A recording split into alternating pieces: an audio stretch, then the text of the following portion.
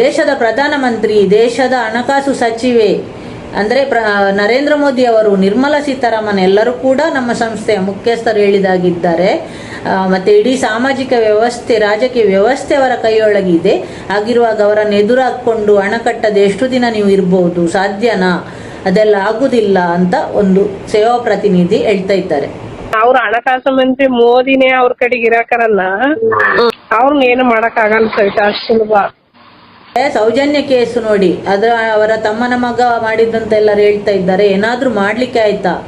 ಸೌಜನ್ಯ ಕೇಸಿಗೆ ಎಷ್ಟು ಸಲ ಜೈಲಿಗೆ ಹಾಕಕ್ ಅವ್ರ ತಮ್ಮನ ಮಗನ ಮಾಡಿದನ ಅಂತ ಒಂದಿನ ಜೈಲಿಗೆ ಕಳ್ತಾನಂತ ನೋಡಿ, ಲಾಸ್ಟ್ ಅವ್ರ ಕೈಲಿ ಅವರನ್ನು ಒಂದಿನಾದ್ರೂ ಕೋರ್ಟಿಗೆ ಎಳೆದು ತರ್ಲಿಕ್ಕೆ ಆಯ್ತಾ?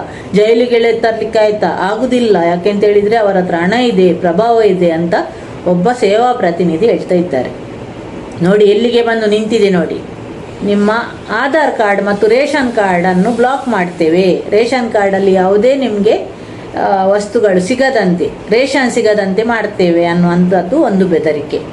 ಇದು ಸಾಧ್ಯನಾ ಅಂತ ನೀವು ಯೋಚಿಸಬೇಕು ಸಂಘದ ಸದಸ್ಯರು. ಯಾಕೆಂತ ಹೇಳಿದರೆ ರೇಷನ್ ಕಾರ್ಡ್ ಮತ್ತು ಆಧಾರ್ ಕಾರ್ಡ್ ಅಂತ ಹೇಳೋದು ಅದು ಸರಕಾರಕ್ಕೆ ಸಂಬಂಧಪಟ್ಟಂಥ ವಿಷಯ. ಆ ಒಂದು ಇದನ್ನು ಕಂಟ್ರೋಲ್ ಮಾಡಲಿಕ್ಕೆ ಸರ್ಕಾರ ಧರ್ಮಸ್ಥಳ ಗ್ರಾಮಾಭಿವೃದ್ಧಿ ಯೋಜನೆಯವರಿಗೆ ಪವರ್ ಕೊಟ್ಟಿದೆಯಾ?